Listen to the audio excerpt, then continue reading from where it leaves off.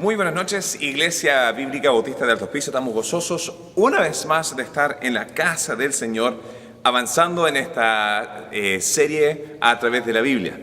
Ya hemos abarcado hasta ahora numerosos libros, empezando desde Génesis, y la semana pasada terminamos lo que era el libro de Oseas.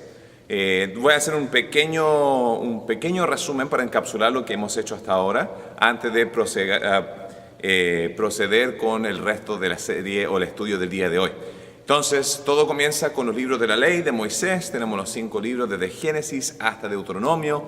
Ahí de nuevo tenemos la historia de Adán, Eva, Noé, Abraham, Isaac, Jacobo. Y después Moisés entra en el libro de Éxodo y va a construir realmente la base desde el origen al pacto, a las promesas y el cumplimiento que Dios había hecho a Abraham, y nos da el fundamento del cual va a construirse el resto de la Biblia. Luego avanzamos con el libro de Josué hasta el libro de Esther, y acá de nuevo tenemos ese marco histórico donde tenemos la conquista, la división del territorio de la tierra prometida, los diferentes reyes, los jueces que habíamos visto antes, y después vemos una decadencia moral a través de este marco histórico, donde va a llegar la caída en manos de los babilonios y luego el regreso de parte del rey de los medo-persas, y así tenemos a los últimos 3, Esdras, Nehemías y Esther. Entonces, dentro de ese marco histórico, luego tenemos el resto de nuestro estudio. Tenemos después, a continuación, los libros poéticos o los libros de sabiduría, como también se conocen. Tenemos a Job, Salmos, Proverbios, Eclesiastés y Cantares.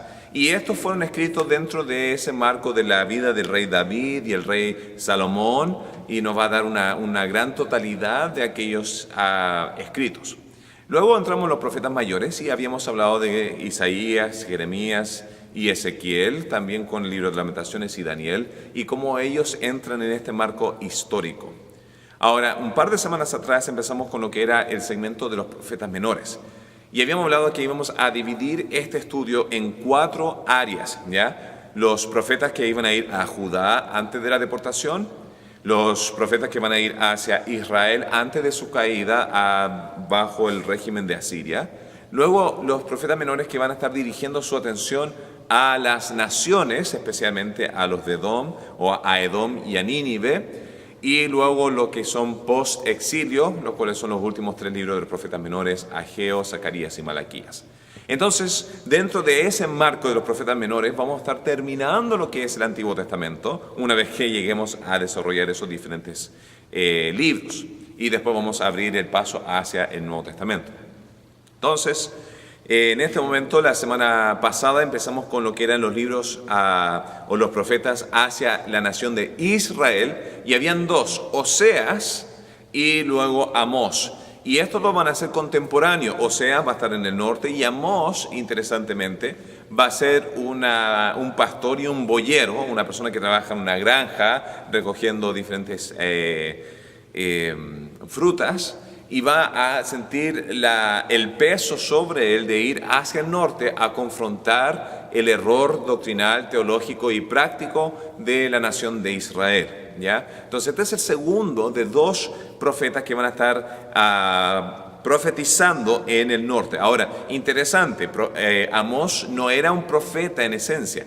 No era alguien que fue al colegio de los profetas, no fue contemplado tal vez con los otros profetas como un profeta, sino era alguien que se podría tal vez considerar como una persona laica o vocacional que sintió el peso de la presión de Dios y fue a confrontar. Tenía otra profesión secular antes, pero fue llamado por Dios para separarse de ese trabajo y entregarse a este ministerio el cual él llamó. Entonces vemos su oficio. Dentro de su oficio vamos a ver algunas referencias en sus escrituras, dentro de una de sus visiones acerca de su antecedente. Ahora, acá hay un principio bastante importante que vamos a ver, que yo creo que vale la pena nosotros recalcar ahora, porque va en contra de la naturaleza humana. Israel era una nación que había progresado mucho económicamente, incluso bajo lo que está escrito en este libro, ya en este profeta escribiendo hacia Jeroboam II, ya. El rey logró mucho económicamente, logró mucho militarmente y estaba realmente asentado en mucha honra, mucha gloria y mucho progreso. Y por ende la nación como conglomeración también estaba en un estatus social superior y por encima de lo que era Judá. Y luego desde Judá, un boyero, un granjero, un pastor, ya no es un trabajo de gran estima, de gran ingreso económico. Él fue a confrontar. Y acá vemos un choque, ¿ya? Aquellos que estaban en la clase alta acá arriba iban a estar escuchando mensajes de gente de clase baja. Ahora, para Dios no hay diferencia entre rico y pobre, entre nacionalidad y nacionalidad. Para Dios todos ya son seres humanos. Ya Dios no ve gente según el valor, no hace acepción de personas según sus estándares. Pero según la tendencia humana, hemos visto mucho una tendencia de que gente de clase alta rechaza el mensaje de Dios porque viene de un mensajero que ellos dignan inferior. Y acá estamos viendo cómo Dios avanza, irrelevante de nuestros antepasados. Dios ocupó a Pedro, que era un pescador, y a muchos de los diferentes apóstoles que también eran de recursos de clase media o no tan superior, para usarlo en maneras inmensas en las manos de Dios. Entonces, ahí vemos una gran verdad de que no es el dinero, no es el prestigio, no es nuestros dones, no es nuestro carisma, que va a conllevar realmente el ser usado o no por Dios. Incluso la Biblia dice que son los pobres en espíritu y los pobres económicamente, aquellos que van a ser realmente usados mucho más que aquellos que tienen la fama, la gloria y la honra. Entonces eso nos empuja al libro de Amós. Ahora, el libro de Amós yo lo dividiría en 3 segmentos y son bastante marcados, pero esto nos ayuda a nosotros poder entender, profundizarnos, desarrollarlo y recordarlo más adelante. La intención de esta serie no es solamente dar todos los detalles pequeños de la Biblia, sino es dar un marco donde cuando yo me acuerde del libro de Oseas o yo me acuerde del libro de Amós, me pueda recordar en esencia básica de qué se trata este libro para poder hacer un mapa general de lo que es la palabra de Dios. Entonces, la estructura básica de este libro es la siguiente. Capítulo 1 y 2 vemos el juicio nacional externo acercándose como una mira en lo que es Israel. Y vamos a estar hablando acerca de ello, pero vamos a ver 6 naciones vecinas, luego Judá y finalmente Israel siendo juzgado. Y Amós va a tener esta frase diciendo que por 3 pecados y por el cuarto no será perdonado, y empieza a describir qué fue el pecado, qué va a ser la condenación, cuál va a ser la consecuencia y el fin de todo ello. Entonces eso va a ser bien típico, y esos primeros 2 capítulos van a concentrarse en estas 8 naciones. Luego, desde el capítulo 3 al capítulo 6, vamos a tener lo que son el juicio específico. Y el juicio específico, la primera parte va a ser dirigido hacia Israel y va a estar desarrollando el error y el pecado de la condenación a Israel. Luego vamos a tener la parte central del libro, que es capítulo 5, y en la restauración o cómo arreglarlo todo justo en el medio, y luego va a avanzar de nuevo con el juicio hacia Judá y el pecado de Judá. Entonces, la primera parte de nuevo, juicio nacional, juicio general, juicio hacia todo lo que está alrededor, y después capítulo 3 al 6 vamos a tener ese juicio individual, ese juicio específico. Luego, capítulos 7 al 9, vamos a terminar el libro con una serie de diferentes visiones. 3 para ser en específico. Capítulo 7 va a tener una visión de 3 diferentes posibles juicios que van a tener. Vamos a ver la verdad acerca de ello. Capítulo 8 va a tener una visión acerca de una canasta con frutas y va a tener una representación acerca del cautiverio inminente que va a ocurrir 40 años después de la muerte de este rey. Y finalmente, Dios encima del altar, en un altar pagano, y llegando acá para arrasar con el juicio. Entonces, de nuevo, juicio a las naciones, juicio específico y después visiones finales. Entonces, entremos. En el desarrollo, en el juicio general, comienza con la expresión por 3 pecados y por el cuarto no será perdonado. Y a lo que se refiere por eso es, no enumera 3 y 4 pecados, sino 3 en el sistema legal anterior o antiguo era suficiente para condenar a alguien. Entonces la condena ya estaba porque ya era completo su maldad. Y el cuarto incidente es que la transgresión sobreabundó. ¿ya? No fue solamente completo, sino sobreabundó. Entonces, acá está diciendo Amós, ustedes ya eran culpables, definitivamente culpables, y aún así por encima de ello es como la gota que sobrepasa, que sobrerebalsa el vaso. Entonces, la nación que se menciona es Damasco. Ya, Damasco es, además de una fruta, ya para aquellos que son bien inteligentes, ya, es la capital de Siria, ya, y hay una diferencia entre Siria y Asiria, y muchas veces al principio cuando yo estaba leyendo mi Biblia cuando joven, yo me confundía, decía ya, ¿quién es? ¿Es Asiria o es Siria? Y después me confundía con las capitales. Entonces, Nínive, ya que vamos a estar viendo la próxima semana, es la capital de Asiria. Damasco, y ahí es el mismo Damasco donde Pablo fue cegado, se convirtió y todo, esa es la capital de Siria. Y Siria fue un aliado poderoso de Israel con el cual ellos trataron de destruir Judá, y eso lo vimos en la parte histórica. Luego tenemos a Tiro, que son los fenicios, ya Tiro y Sidón. Después tenemos las tres naciones que tienen vínculo sanguíneo con el pueblo judío. Entonces tenemos la manera más fácil para mí recordarlo es con las siglas EMA, ¿ya? Abajo es Edom, en el medio es Moab y arriba es Amón, ¿ya? E-M-A, ¿ya? Entonces va con Amón, va con Moab y Edom, ¿ya? Amón y Moab eran los hijos, los descendientes de Lot, que era el sobrino de Abraham, y Edom es el descendiente de Esaú, quien es el hermano gemelo de Jacob. Entonces, acá tres naciones que fueron siempre un dolor de cabeza para Judá y Israel, pero eran familia. Y finalmente Gaza, que eran los filisteos, ¿ya? Y la mayoría de las condenaciones que se refieren acá era por su rol que van a estar involucrados en la destrucción de Israel. Por haber dañado a Israel por acá, por haber traicionado acá, por haber vendido a los hermanos de Israel por otro grupo, por haberse contentado con su caída. Y todo este juicio a la nación alrededor va a ser una consecuencia de gozarse en la destrucción o en el juicio hacia Israel. Luego avanza con Judá. Y el pecado de Judá era que, dice el texto acá, que ellos desecharon la ley. Ellos desecharon la ley. Entonces, acá Judá tenía un rol importantísimo, donde ahí en Judá estaba el templo, estaba Jerusalén, estaba el arca, estaba la adoración, las festividades, toda la parte religiosa en el cual ellos debieron haber sido una luz hacia las naciones. Ellos fueron negligentes a aquella ley y por ende el impacto que tenían hacia el resto fue bien mínimo. Y de la misma manera nosotros también vamos a sufrir cierto nivel de disciplina y castigo por aquellos que teniendo la responsabilidad de mantener la palabra de Dios firme y de predicarla y de ser fiel y todas esas cosas, y al no hacerlo hicimos más daño, ya aquellos que hicieron más daño en contra de la causa de Cristo por nuestros malos comportamientos siendo cristianos, también va a haber un juicio por ello, ya en esta vida. Pero finalmente, y esto ocurrió ya cuando uno ve la parte histórica, el rey de Israel reinó durante el mismo tiempo que los tres reyes antes de Ezequías, ¿ya? Entonces tenemos a Amasías, Usías y finalmente luego Acaz.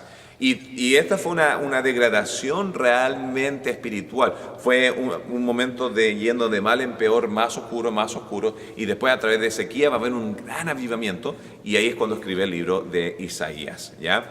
Entonces tenemos ese marco donde Judá falló porque ellos no se hicieron responsables con la responsabilidad que el cual Dios le había dado.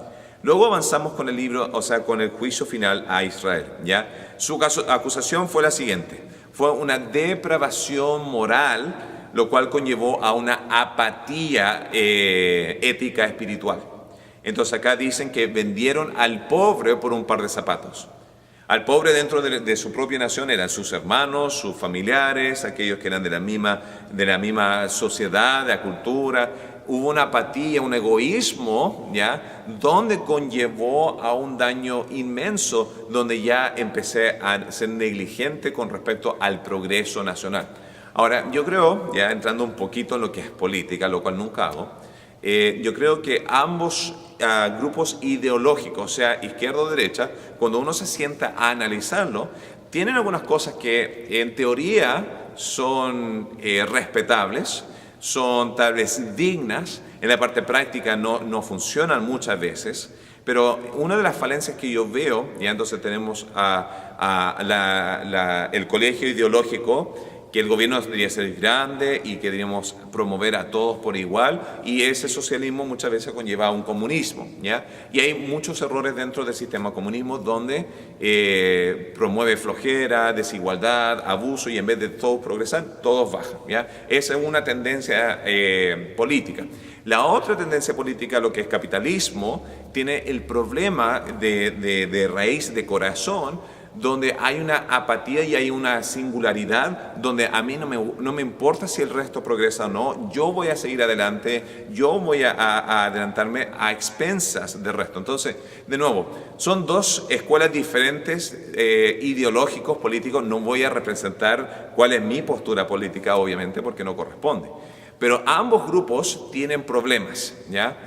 Y en esa área del capitalismo, ¿ya? El problema más grande que he visto, y acá en Estados Unidos se ve bastante dividido cada estado según si que implementan estas prácticas, es la apatía del progreso del resto. Y eso es lo que estaba pasando acá. Yo estoy dispuesto a vender a mi hermano moralmente, no me importa ya el progreso o la desdicha por otra persona, por un par de zapatos. Luego tenemos inmoralidades sexuales, que no voy a entrar en detalles porque tal vez tengamos menores de edad ahí, pero ustedes lo pueden leer después. Había una inmensidad de idolatría, y después decía que el nazareo le daban de beber vino, lo cual era rompiendo la estructura de Dios, y el profeta le decían que no profetizara más.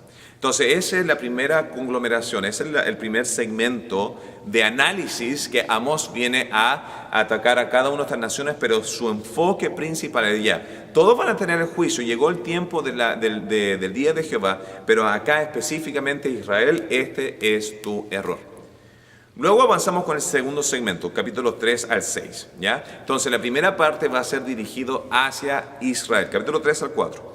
Y en capítulo 3, versículo 3, hay uno de mis versículos favoritos que siento que muchas veces nosotros podemos tal vez desviar del punto principal. Y dice así: ¿andarán dos juntos si no estuvieren de acuerdo? Ya, no sé si han escuchado ese versículo o no antes, pero dice, andarán dos juntos si no andan de acuerdo.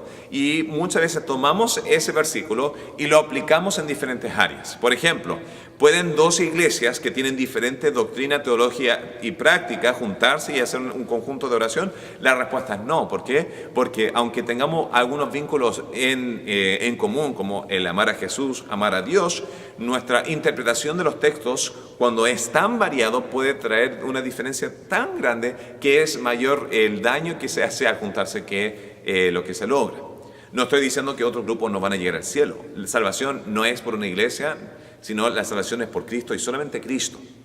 Pero lo que quiero llegar acá es, si a mí me llega, el domingo pasado estaba en una iglesia en la ciudad de Pomona, y estoy en la clase de la escuela dominical, tenían tal vez, no sé, 40, 50 personas, y mientras estoy enseñando, llega una persona vestido de cura, ahí con negro entero, con la parte blanca adelante, y por un segundo como que me llegó de golpe, digo.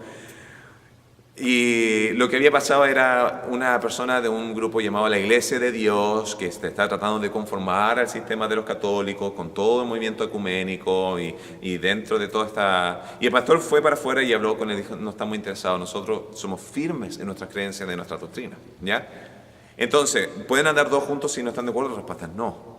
¿Pueden dos estar de acuerdo si es que yo tengo malas amistades y tenemos a un maleante, a un homicida, a un ladrón, a una persona que ama el pecado, caminar en amistad, de la mano, en congruencia con una persona que vive una vida consagrada, una vida entregada a Dios? Y la respuesta es no, porque bien pronto la división va a ser según las prácticas que hagan, según lo que uno apruebe, lo que uno desaprueba.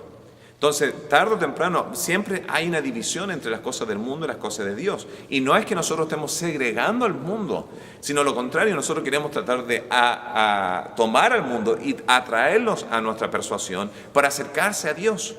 No obstante, el mundo muchas veces rechaza porque no quiere confrontar lo que es pecado y tener que darle cuenta a Dios. ¿Pueden dos estar de acuerdo? ¿Qué tal el matrimonio? ¿Puede un creyente y un inconverso casarse y tener un matrimonio que que florezca? Y la respuesta es muchas veces no. ¿Por qué? Porque cuando ya llegue el tiempo de criar a los niños, ¿cuál va a ser su persuasión? Cuando venga a las actividades de fin de semana, ¿vamos a la iglesia o no vamos a la iglesia? Y por eso en el Nuevo Testamento dice que no hay que unirse con yugo desigual, porque va a haber un conflicto. Entonces, muchas veces predicamos ese texto y nos basamos en versículos como este, pero este texto, aunque en aplicación se podría llevar en esa dirección porque es un principio bien amplio, acá el contexto es otro. Lo que el profeta está tratando de decir es otra cosa.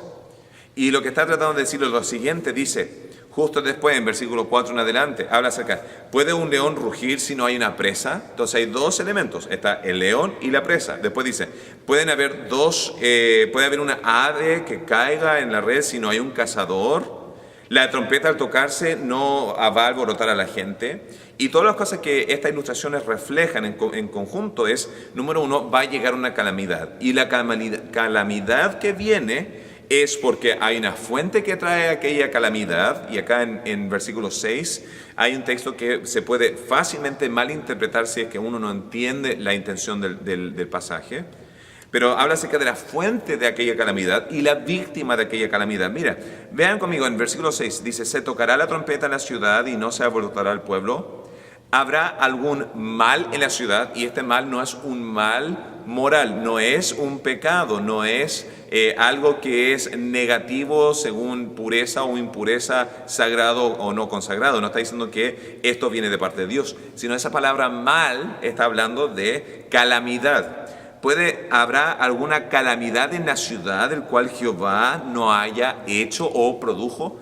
Y después dice lo siguiente, y esta es la clave de entender el versículo 3, dice, porque no hará nada Jehová el Señor sin que revele su secreto a sus siervos los profetas. Entonces, acá el punto de dos andando juntos es Dios y los profetas. Cuando el profeta es de Dios, y está hablando el profeta acá, y el profeta está diciendo de calamidad y destrucción y juicio y naciones que van a venir y están hablando todas esas cosas, y la persona dice, no, es que Jehová está por acá. No, es este profeta de Jehová. ¿Puede el profeta de Jehová estar acá si Jehová está acá? No. Entonces, ¿qué significa? Si el profeta de Jehová está acá, es porque Jehová está acá. Y está diciendo que el juicio va a venir. Dios y los profetas trabajan juntos cuando es un profeta de Jehová, según el Antiguo Testamento, y está hablando de que va a llegar lo que Dios está diciendo, porque ese profeta ha sido mandado por Dios. Entonces, acá vemos con Israel, ¿ya? ¿Qué vemos con Israel? Luego esto avanza a ver cuál va a ser su condenación. En capítulo 4 dice, Dios es que va a dar el castigo y lo va a estar mandando de la siguiente manera. Primero va a faltar el pan, que es hambruna, un problema económico, ¿ya? Monetario y de producción. También Dios luego detuvo la lluvia, también producción, comida, economía. Luego mandó un viento solano y mandó la oruga que vino y arrasó con todo, ¿ya? No hay agua, no hay pan, no hay trigo, no hay producción, hay un hambre. Y Amós lo está diciendo en el medio del tiempo más fructífero, abundante que Israel estaba viviendo. Entonces esto parecía como una contradicción. ¿De qué estás hablando con esta hambruna? ¿De qué oruga estás hablando? ¿De qué hambruna? ¿Qué pan? Pero esto era profético, está diciendo, el día pronto, y dentro de 40 años llegó, esos 40 años de juicio, 40 siempre el año de prueba. Y llegó finalmente, y pasaron hambre, y no llegó la lluvia, y tuvieron necesidad, y la oruga vino y comió, y hablamos de eso previamente en otro de los profetas menores. Pero luego la cuarta condenación es Dios mandó la espada, y esa es la nación que vino a destruir. Y ese era el juicio. Y versículo 12 culmina esta parte ideológica de la siguiente manera. Dice, por tanto, de esta manera te haré a ti, oh Israel, porque te he de hacer esto. Prepárate para venir al encuentro de tu Dios, oh Israel. Y este encuentro, en este caso, no era uno positivo. ¿Por qué? Jehová es un agente purificador. Jehová es un agente de justicia. Jehová es un agente de perfección. Entonces, cuando llega aquellos que están esperando a Jehová, viviendo puramente, viviendo una vida de limpieza y santidad, donde se entregan al Señor, ellos se van a regocijar. Pero aquellos que estaban abusando y vendiendo a los niños por un par de zapatos, teniendo la decadencia moral que estaban viviendo y diciéndole al nazareo que se embriague y arrasando con la estructura de Dios, Dios viene al encuentro. Es como cuando el niño se está portando mal en la casa y la mamá le dice: Juanito, sigue portándote mal, pero papá va a llegar, O si están en la calle y se están portando mal diciendo: ya, tú sabes que no te voy a dar una disciplina acá en público, pero vamos a llegar a la casa, y les van contando, y ahí el niño está sudando de preocupación porque sabe que el juicio va a llegar. Y de la misma manera acá, Jehová va a llegar. Entonces ese es capítulo 4. Luego avanzamos con capítulo 5, y acá es un área sumamente hermosa, porque acá entramos en la clave de cómo tener restauración. Acá entramos en la clave de cómo tener éxito, de cómo arreglar todo esto. Vean conmigo, versículo 4 dice, del capítulo 5:4 dice: pero así dice Jehová a la casa de Israel: buscadme y viviréis. No era demasiado tarde. Versículo 6 dice: buscad a Jehová y vivid. Versículo 8, buscad. Versículo 14, buscad lo bueno y no lo malo. Y acá está hablando de la acción empírica donde nosotros debemos ir en la búsqueda de Jehová para aquella restauración. Y ese es el corazón del libro de Amós. Amós está trayendo este mensaje con la idea, con el propósito, con el afán, con el anhelo de que el pueblo de Dios, de Israel, el rey Jeroboam II, se cambie en su corazón y empiecen a buscar. Pero ya estaba prescrito los juicios que iban a venir. Lo que Dios no está interesado, ya se ve a continuación. Comienza con una búsqueda genuina, eso va a arreglarlo, pero versículo 21 al 27 empieza a mencionar lo que no va a arreglar el problema. Versículo 21 dice: abominé vuestras solemnidades y no me complaceré en vuestras asambleas. Y luego avanza y está diciendo de que Dios no está interesado en rituales, en religiosidad, en sacrificios, en solemnidades, en lo exterior. Y es mucho más fácil cuando uno está viviendo en pecado y Dios dice: viene juicio, añadir a su vida de pecado un poquito de rituales, un poquito de sacrificio, y así yo pago mi condena y así puedo seguir viviendo de la misma manera. Lo que Dios quiere es un cambio interno a través del Espíritu Santo, un cambio genuino, un avivamiento espiritual. Y eso no va a ocurrir al simplemente añadir una estampa de religiosidad, sino es de buscar profundamente entre lo real versus lo falso. Religiosidad y todo ese ámbito de expresión muchas veces es algo falso, es algo hipócrita, es algo no transformado y conlleva a mucho mayor daño. Y fue ese mismo nivel de religiosidad donde estaban jugando con Dios este juego de seres espirituales que conllevó a su caída y destrucción porque no hubo un cambio interno. Y Dios quiere ese cambio interno dentro de tu vida, dentro de mi vida, dentro de la vida de la iglesia, de nuestra iglesia. Entonces, eso era lo que Dios estaba diciendo en capítulo 5, la clave del éxito. Luego avanzamos con la condena hacia Judá. Y van a haber dos ocasiones de ayes que se van a estar dando, que va a estar reflejando el error y el pecado de Judá. Comenzamos en 5:18, un poquito más atrás, donde dice: ay de los que desean el día de Jehová, ¿para qué queréis este día de Jehová? Será de tinieblas y no de luz. Entonces el primer ay hacia Judá eran aquellos que estaban diciendo: venga el día de Jehová. Ahora hay diversas personas que podrían estar diciendo esto, y porque no vemos intencionalidad cuando uno ve algo escrito, sino solamente las acciones, podemos sacar diversas conclusiones. Una de esas conclusiones es que gente no le estaba dando el peso correspondiente de lo que significaba venga Dios. Además, gente que se podía estar mofando del mensaje venga Jehová. Por ejemplo, el rey de Israel podría decir, ya que venga el día de Jehová, no está llegando, mira, todavía tenemos finanzas, todavía no está yendo bien, todavía no tenemos necesidades, vamos a vivir nuestras vidas a color de como nosotros queramos. Pero esa actitud se ve en 2 de Pedro 3:4 y en Jeremías 17:15, donde dicen, que se apresure el día de Jehová, si Dios está por venir, que se demuestre.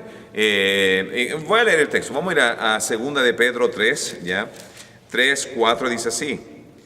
Y diciendo, ¿dónde está la promesa de su advenimiento? Porque desde el día en que los padres durmieron, todas las cosas permanecen así como desde el principio de la creación. Estos ignoran voluntariamente que en el tiempo antiguo fueron hechos por la palabra de Dios los cielos y también la tierra, que proviene del agua y por el agua subsisten, y después sigue hablando acerca del juicio que llegó a ellos. Que venga. Y entonces acá le están minimizando, se están mofando, se están burlando. Entonces dice, ay de ellos. Puede ser gente religiosa que podían pensar que iba a ser mejor así, pero era un día de calamidad. O podía ser la gente de Judá que quería el juicio sobre Israel.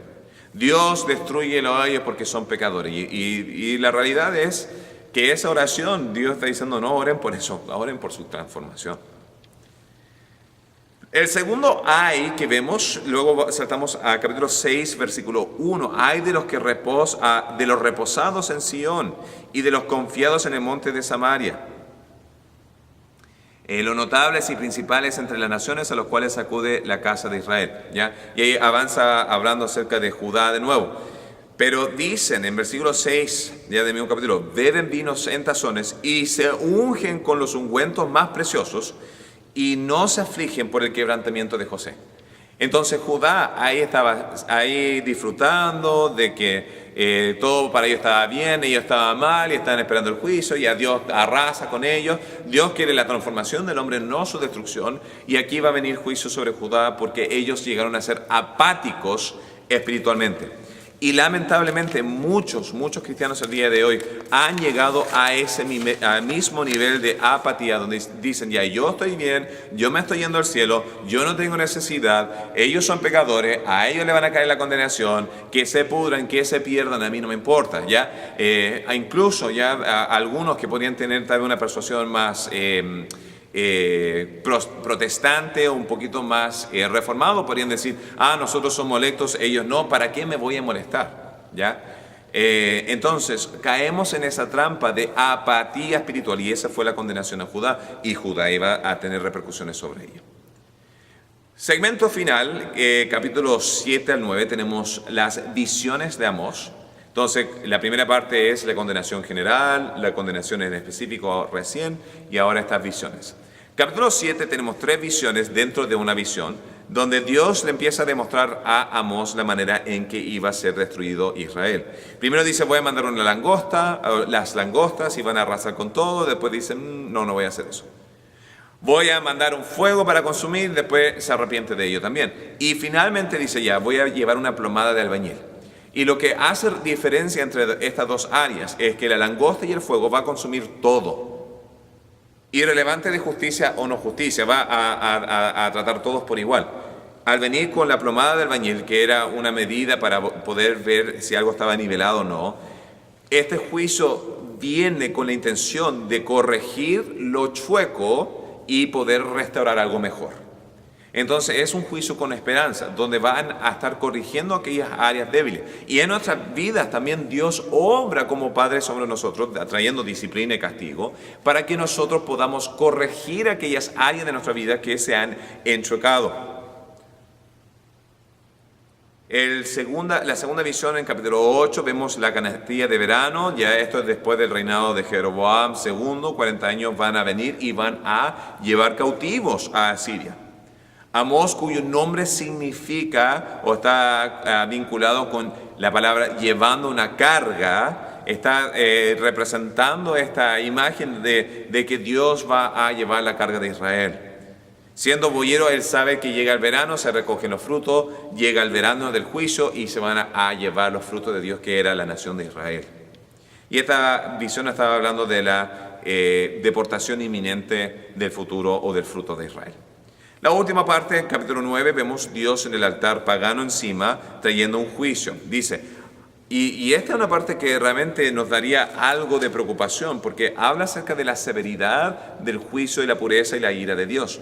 Dice versículo 1, vi al Señor, estaba sobre el altar, no dice si era el pagano o no, pero el único altar que quedaba en Israel era la que se habían hecho los paganos, y dijo, derribad el capitel y estremezcanse las puertas y hazlo pedazos sobre la cabeza de todos, y al postrero de ellos mataré a espada, no habrá de ellos quien huya ni quien escape.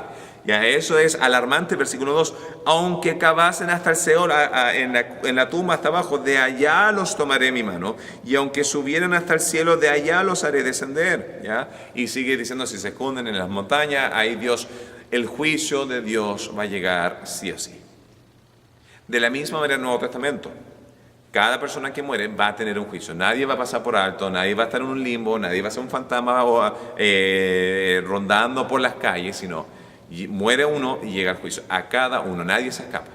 Si tenemos la justicia de Cristo, que es la sangre de Cristo que nos cubre a través de la fe y la salvación, entramos a paraíso, al cielo.